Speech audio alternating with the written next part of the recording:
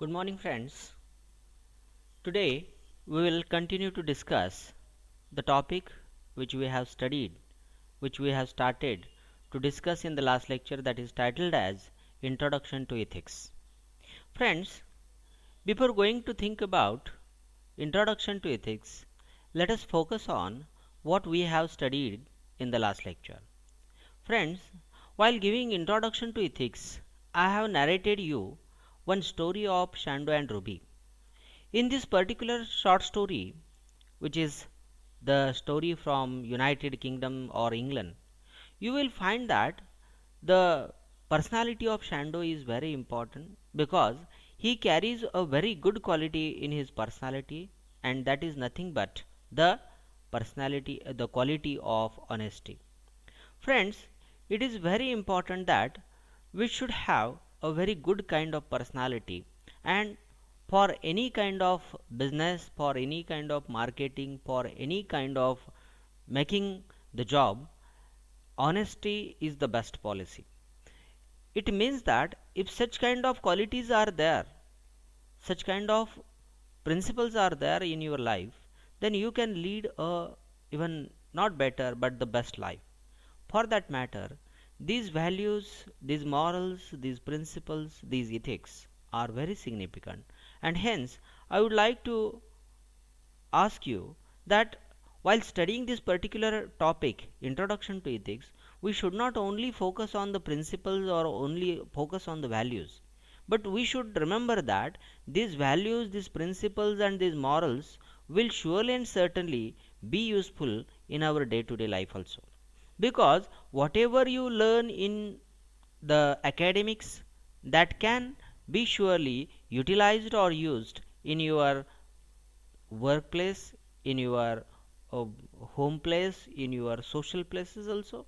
And for that matter, the study of ethics on the level of theoretical part is very significant, and hence this unit tells us that how we have to think about the ethics. Now turn on to the particular point of ethics. Ethics studies the values and behavior of a person. Friends, it is said that if you are asking someone to do a particular task in a polite manner, he undertakes that task very seriously, very honestly.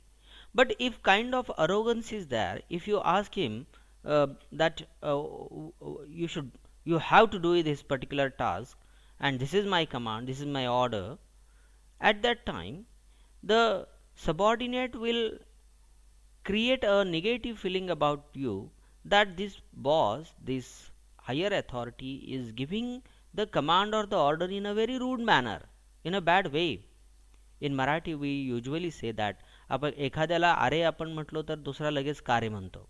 It means that the same is the condition in the workplace also.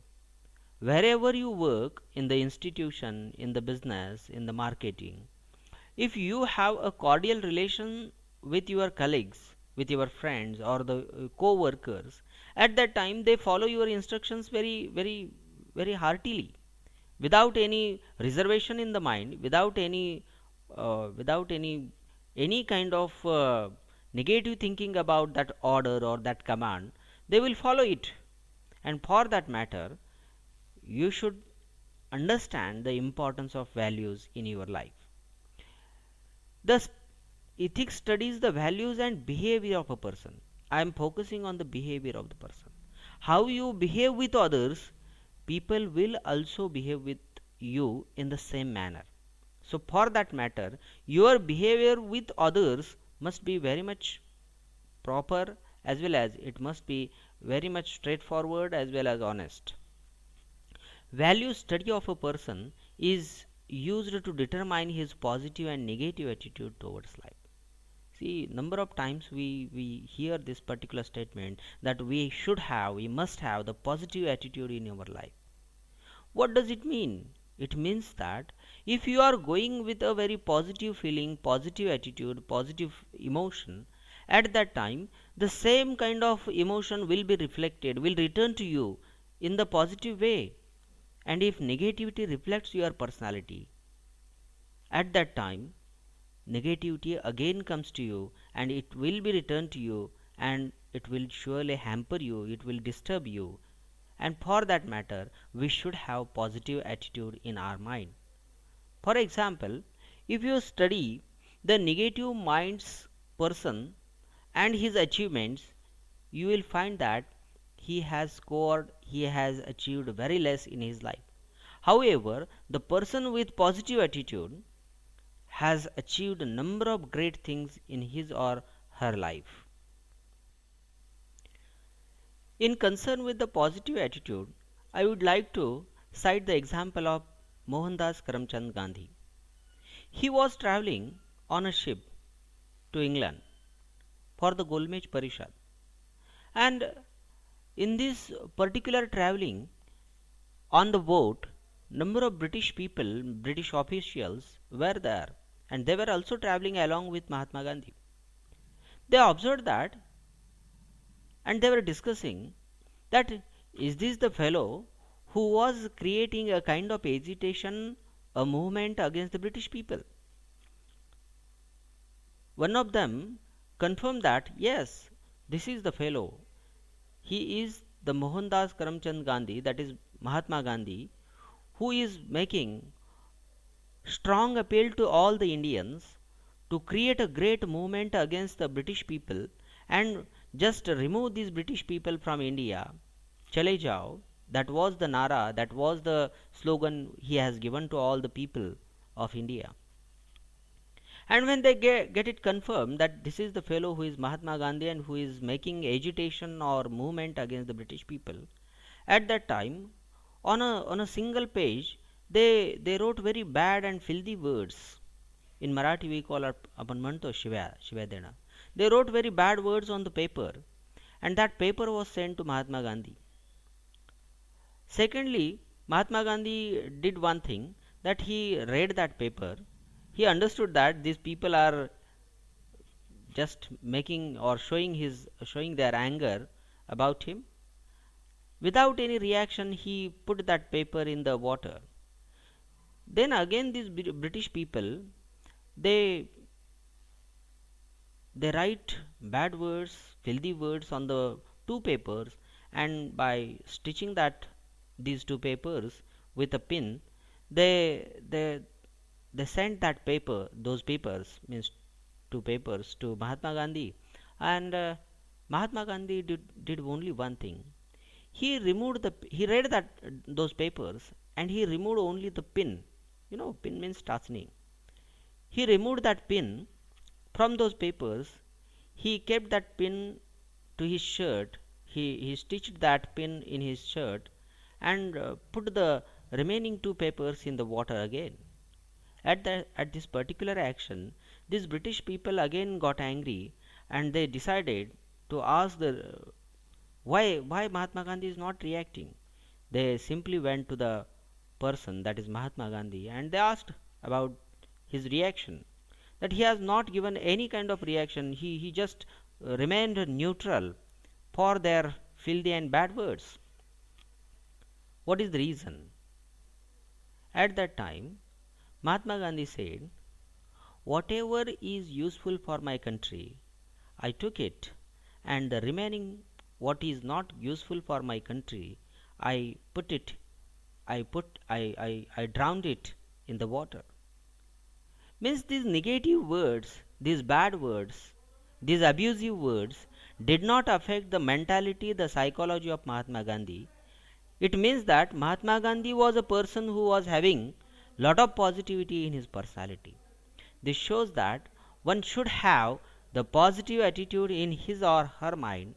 Then and then only the others can be very much positive about yourself as well as about themselves also.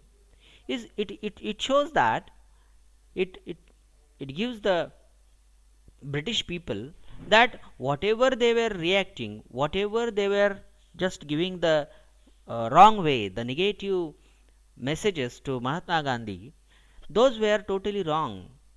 And on the contrary, Mahatma Gandhi was very much positive, and Mahatma Gandhi again made these negative people think positively on their own way. From the above example, you will find that what kind of attitude you possess, that makes your personality, and it also affects the personality of other people who are coming in your contact, in your periphery, in the contact of your personality. And hence here the values, ethics are very much important, as well as positive attitude is also very important. Ethics studies concepts like good and evil, responsibility, and right and wrong. Here, friends, the education and its significance can be underlined. You will find that what is good and what is evil, that must be distinguished, that must be bifurcated, that must be separated.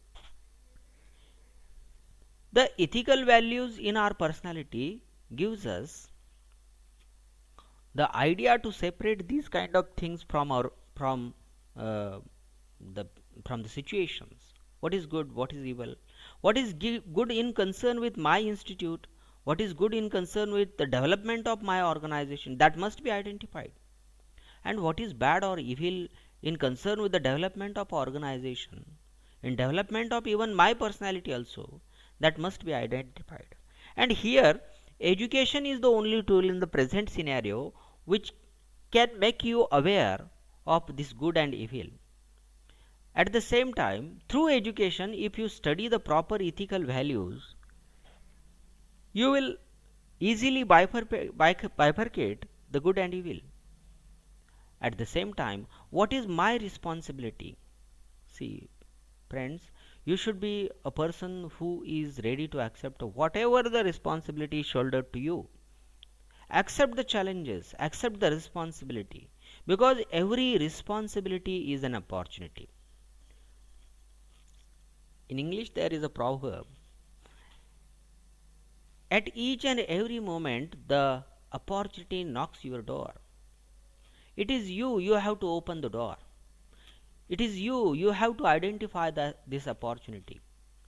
Means, number of times the work, the responsibility gives you the opportunity, and if you accept that responsibility, naturally you accept the opportunity, and surely and certainly if you work on that particular opportunity properly, you will find that something good always comes out of this opportunity. And for that matter, I would like to suggest, my dear friends, that you have to accept the responsibility, and you should be able to bifurcate between right and wrong. Ethics can be distinguished in three categories: normative, descriptive, and metaethics. Friends, we will discuss these three categories of ethics one by one. Here, these three categories must be remembered properly. What is the first category? The first is normative ethics, the second is descriptive ethics, and the third one is metaethics. Now, while studying all these types of ethics, we have to focus on a very important aspect that is given below. Friends, normative ethics, when we remember this concept, at that time we should understand that what is normative ethics. It is a branch of moral philosophy or ethics. What do you mean by philosophy? Philosophy in Marathi we call it Tatvajnan. See, every philosophy has certain principles. Even you will find that Aristotle wanted to create ideal citizens in his life, in his own state, and for these citizens he wanted the ideal principles, ideal morals, and hence he has started his own academy. In the same way, normative ethics is a branch of moral philosophy or ethics concerned with criteria of what is morally right and wrong. This is very important, that you should be able to bifurcate between two things, that is what is right and what is wrong. If you are well aware of the right, then you would undertake the right action. If you are following the wrong ways, you undertake the wrong action. So this is all about normative ethics. What do you mean by descriptive ethics? It is the study of people's beliefs about morality. Morality in Marathi we call it naitikta. What is moral and what is not moral? We should be able to identify, and it is the part and parcel of the descriptive ethics. Friends, descriptive ethics are in contrast with the prescriptive or the normative ethics. Means, whatever the earlier one is, normative ethics, the descriptive ethics are against of those ethics. And for that matter, we should remember these two important types of the ethics, and we'll think about the third type of ethics, that is meta ethics, in the next lecture. Thank you so much.